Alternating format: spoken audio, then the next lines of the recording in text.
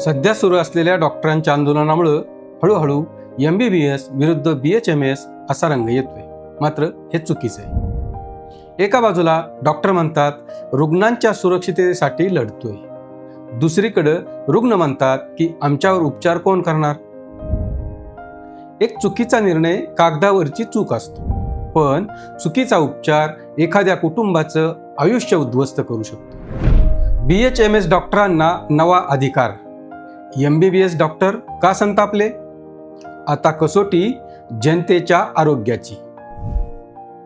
नमस्कार, मुद्दा जनतेचा मध्ये आपलं स्वागत. महाराष्ट्रात सध्या डॉक्टरांच्या आंदोलनानं वैद्यकीय क्षेत्र ढवळून निघालंय. BHMS डॉक्टरांना आधुनिक औषधशास्त्रातील प्रमाणपत्र अभ्यासक्रम म्हणजेच CCMP केल्यानंतर महाराष्ट्र मेडिकल काउन्सिलमध्ये नोंदणी देण्याचा निर्णय झालाय.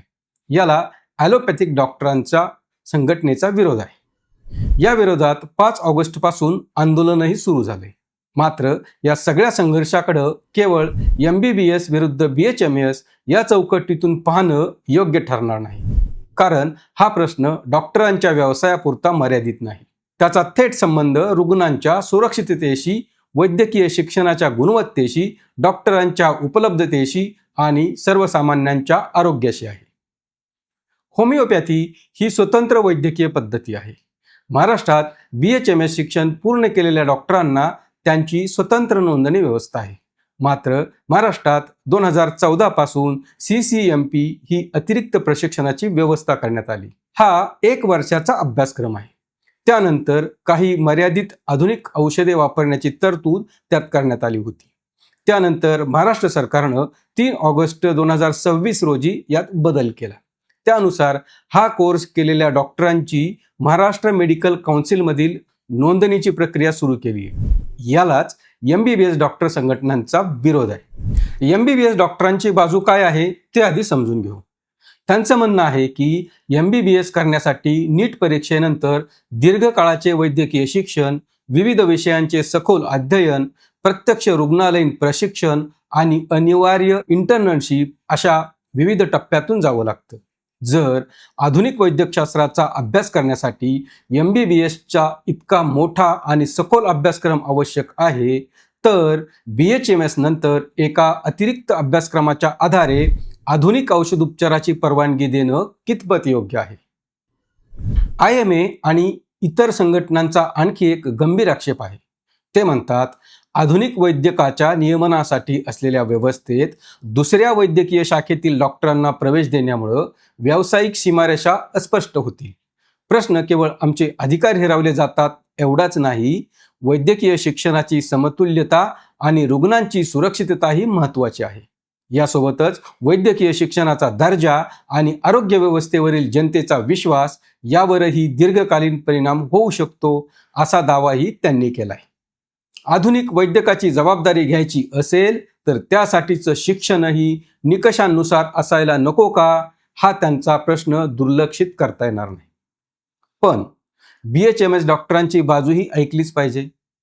BHMS डॉक्टरांचा युक्तिवाद असा आहे की ते वैद्यकीय शिक्षण घेतलेले व्यावसायिक आहेत.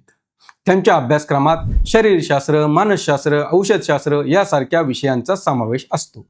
त्यानंतर CCMPच्या माध्यमातून आधुनिक औषधशास्त्राचं अतिरिक्त शिक्षण घेतलं जातं.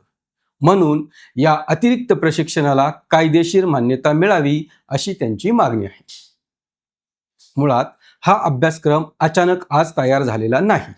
2014 मध्ये महाराष्ट्राच्या कायद्यातील दुरुस्तीच्या माध्यमातून त्याची व्यवस्था करण्यात आली होती.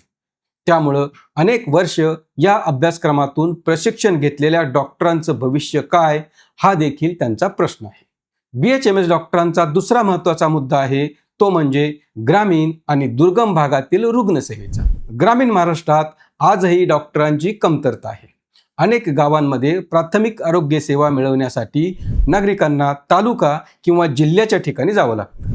अशा परिस्थितीत अतिरिक्त प्रशिक्षण घेतलेल्या डॉक्टरांचा उपयोग होऊ शकतो, असा त्यांचा दावा आहे. ते म्हणतात आम्ही अतिरिक्त प्रशिक्षण घेतलं, शासनानं त्यासाठी अभ्यासक्रम तयार केला, कायदेशीर व्यवस्था निर्माण केली, मग आता आमच्या प्रशिक्षणाची आणि आमच्या व्यवसायाची मान्यता का रोखली जाते? या प्रश्नाचंही सरकारनं स्पष्ट उत्तर द्यायला हवं. मग चूक कुठं झाली? इथंच सरकारची खरी परीक्षा आहे. BHMS डॉक्टरांना अधिकार द्यायचे की नाही हा निर्णय सरकारचा असू शकतो, पण त्या निर्णयामध्ये रुग्णांच्या सुरक्षिततेची तडजोड असता कामा नये. आज सरकारनं नोंदणी सुरू केली आहे आणि त्याच वेळी डॉक्टरांच्या संघटना रस्त्यावर उतरल्या. म्हणजे निर्णय घेण्यापूर्वीच वैद्यकीय शिक्षण तज्ज्ञ, MBBS डॉक्टर, BHMS डॉक्टर, कायदेतज्ञ, नियामक संस्था आणि रुग्ण प्रतिनिधी यांच्यात पुरेसा संवाद झाला नव्हता का? हा मूलभूत प्रश्न आहे. पण जनतेचा प्रश्न असा आहे की हे सर्व नियम नोंदणी सुरू करण्याआधी करायला नको होते का? रुग्णांना उपचार सुरू झाल्यानंतर चूक झाली तर तक्रार कुठं करायची? कल्पना करा, एखाद्या सामान्य माणसाला ताप, छातीत दुखणं, श्वास घेण्यास त्रास, रक्तदाब वाढणं किंवा इतर लक्षणं आहेत. तो डॉक्टरांकडे जातो. त्याला समोरच्या डॉक्टराची पदवी, कोणत्या शाखेचं शिक्षण झालं आहे, कोणत्या प्रकारच्या औषधांना परवानगी आहे, कोणत्या आजार कोणत्या डॉक्टरांना हाताळावा, हे सगळं माहिती असेलच असं नाही. त्याला एवढंच माहिती असतं की हा डॉक्टर आहे, माझ्यावर योग्य उपचार होतील. या संपूर्ण वादात एक गोष्ट विसरली जात आहे, ती म्हणजे रुग्णांची भूमिका.